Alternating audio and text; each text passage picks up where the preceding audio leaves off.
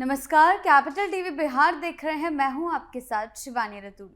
बिहार की राजनीति इन दिनों पूरी तरह गरमाई हुई है। भागलपुर और सिवान में हुई गंभीर आपराधिक घटनाओं के बाद नेता प्रतिपक्ष तेजस्वी यादव ने प्रधानमंत्री नरेंद्र मोदी और बिहार सरकार पर कानून व्यवस्था को लेकर तीखा हमला बोला है।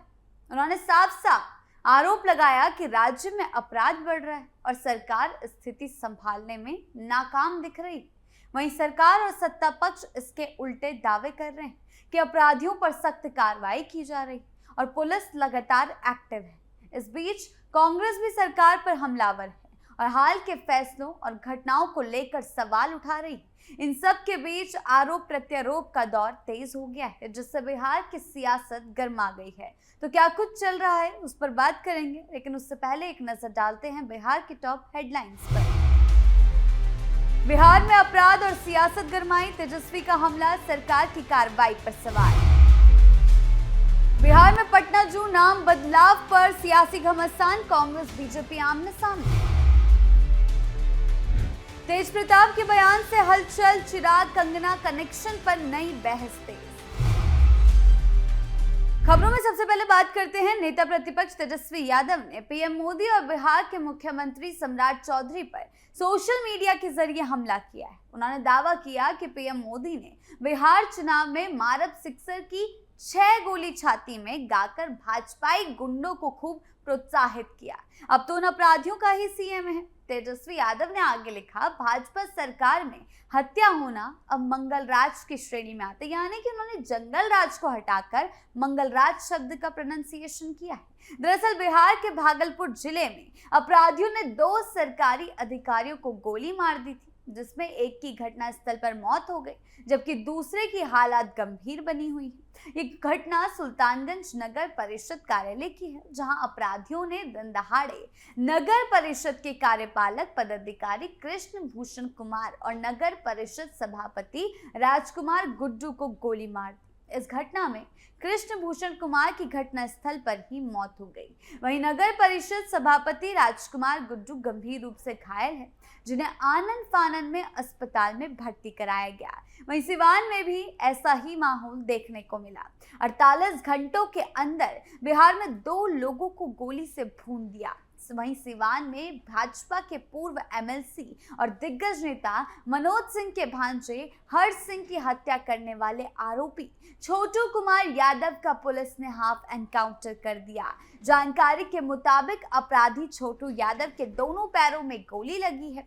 बताया जा रहा है कि हुसैनगंज थाना क्षेत्र के हथौड़ा गांव का रहने वाला छोटू यादव पुलिस की जवाबी कार्रवाई में गोली लगने से घायल हुआ है। उसे बेहतर इलाज के लिए पटना रेफर किया गया। घटनास्थल से पुलिस ने एक जिंदा कारतूस और खोखा बरामद किया है। हुसैनगंज थाना क्षेत्र में पुलिस ने इस एनकाउंटर की कार्रवाई को किया है।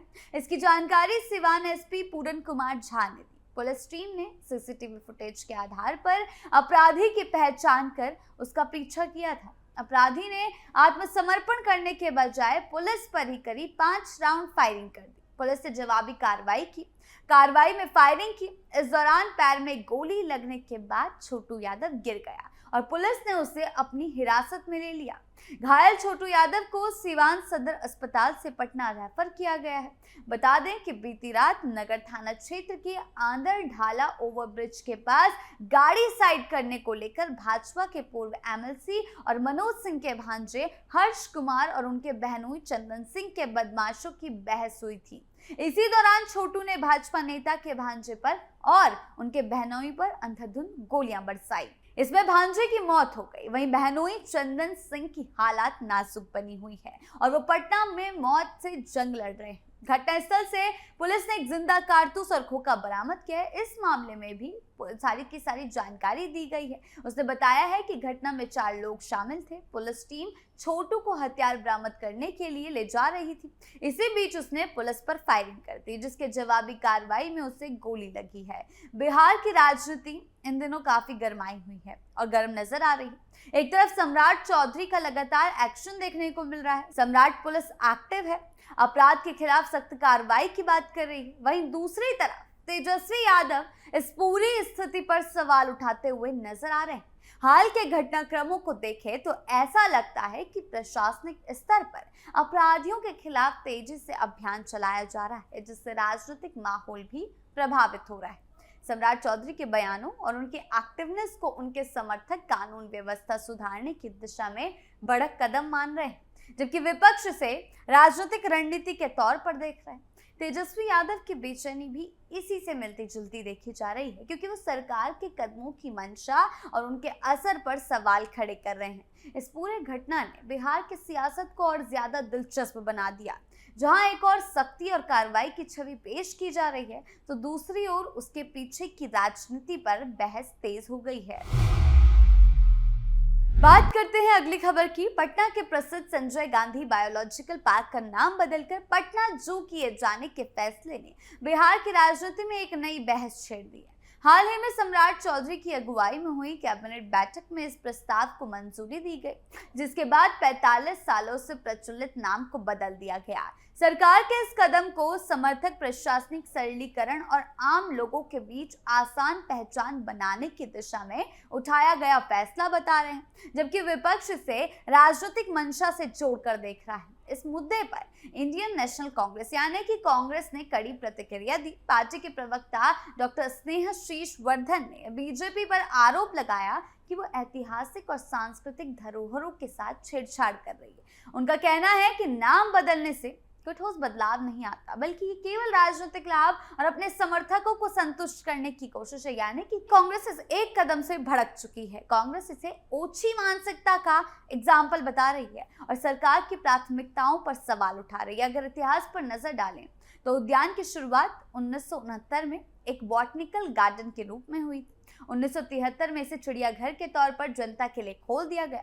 बाद में 1981 में तत्कालीन मुख्यमंत्री जगन्नाथ मिश्रा ने संजय गांधी की स्मृति में इसका नाम संजय गांधी जैविक उद्यान रखा था, जब केंद्र में इंदिरा गांधी की सरकार थी।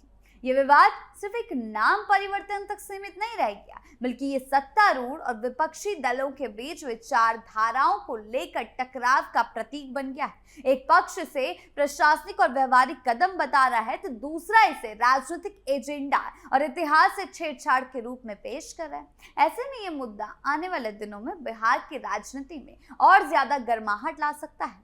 वहीं दूसरी तरफ एग्जिट पोल्स के रुझान पश्चिम बंगाल, तमिलनाडु, केरलम, असम और पुडुचेरी विधानसभा चुनाव के लिए आ चुके हैं। कांग्रेस के लिए इसमें केरल के अलावा किसी भी राज्य से कोई बड़ी खबर नहीं है। ऐसे में जब कांग्रेस सांसद तारिक अनवर से इस संबंध में सवाल किए गए, तो उन्होंने विधानसभा चुनावों के एग्जिट पोल की विश्वसनीयता पर ही सवाल उठा दिए। उन्होंने साफ कहा कि एग्जिट पोल के नतीजे अतीत में कई बार गलत साबित हुए हैं। बिहार की कटिहार लोकसभा सीट से सांसद अनवर ने कहा कि उन्हें देश के अलग अलग राज्यों से अच्छी रिपोर्ट मिल रही है। तारिक अनवर ने कहा, मुझे एग्जिट पोल पर भरोसा ही नहीं है, क्योंकि हमने अतीत में कई बार देखा कि वो गलत साबित हुए। कांग्रेस नेता ने केंद्र सरकार द्वारा सरकारी मशीनरी और केंद्रीय बलों का इस्तेमाल करने पर चिंता जाहिर की। तो ये बातें साफ बता रही हैं कि कांग्रेस कैसे अभी बेचैन है और इसी बेचैनी के कारण उनकी लगातार मुश्किलें बढ़ती जा रही हैं। खबरों में अब बात केंद्रीय मंत्री चिराग पासवान शादी कब करेंगे, इसका सबको इंतजार है। कई बार ये सवाल पूछने पर उनसे भी पूछा गया है। उनकी मां भी चाहती है कि वो शादी कर ले, लेकिन इन सब के बीच जेजेडी के अध्यक्ष तेजप्रताप यादव ने चिराग पासवान पर प्रतिक्रिया दी। उन्होंने चिराग का कनेक्शन बॉलीवुड की अभिनेत्री और बीजेपी सांसद कंगना रनौत से जोड़ा है। तेजप्रताप ने हाल ही में एक YouTube चैनल से बातचीत में ये कहा कि चिराग पासवान हीरोइन के चक्कर में पड़े हैं। हालांकि उन्होंने सीधा खुलकर पहले नाम नहीं बताया। इंटरव्यू के दौरान जब उनसे पूछा गया कि कौन हीरोइन है, इस पर उन्होंने कहा कि सबको पता है बंगाल में प्रचार में कौन हीरोइन घूम रही है। इतना कहने के बाद उन्होंने कहा, कौन हीरोइन है? कंगना रनौत है। तेजप्रताप यादव से कहा गया कि चिराग पासवान ने तो साफ किया है कि अगर उनका संबंध कंगना रनौत से होता तो दोनों के आज बच्चे हो गए रहते। इस पर तेजप्रताप यादव ने कहा, अब क्या संबंध है या नहीं है ये हम नहीं जानते, अक्सर तो वो उन्हीं के साथ दिखते। तेजप्रताप ने भले ही इस तरह का बयान दिया है, लेकिन कुछ दिनों पहले कंगना रनौत ने इंटरव्यू में कहा था जिसमें उन्होंने चिराग पासवान के साथ संबंधों को खारिज किया था। उन्होंने चिराग को सिर्फ दोस्त बताया। उन्होंने कहा था कि वो दोनों एक दूसरे को जानते हैं। ये तक कहा कि दोनों ने एक फिल्म में साथ काम किया है और साफ कर दिया कि अगर रोमांस होना होता तो हो जाता, आज बच्चे होते। बता दें कि कई बार संसद भवन परिसर में बीजेपी सांसद और चिराग पासवान साथ देखे गए हैं। उनकी तस्वीरें भी कई बार सोशल मीडिया पर वायरल हो चुकी है। कभी दोनों संसद की सीढ़ियों पर साथ चढ़ते दिखते हैं तो कभी परिसर में चलते हुए दिखते हैं। चिराग पासवान और कंगना रनौत ने 2011 में फिल्म मिले ना मिले हम में साथ काम किया था, लेकिन अब जो तेज प्रताप ने ये इक्वेशन बैठाई है, ये सुर्खियों में बनी हुई है और इस तरह का जवाब सवालों के घेरे में है, क्योंकि उनका ये तंज अब सियासी गलियारों में सबसे ज्यादा सुर्खियां बटोर रहा है। तो फिलहाल बेबस विपक्ष में इतना ही। आपकी इस बारे में क्या राय है, हमें कमेंट सेक्शन में जरूर बताएं। धन्यवाद।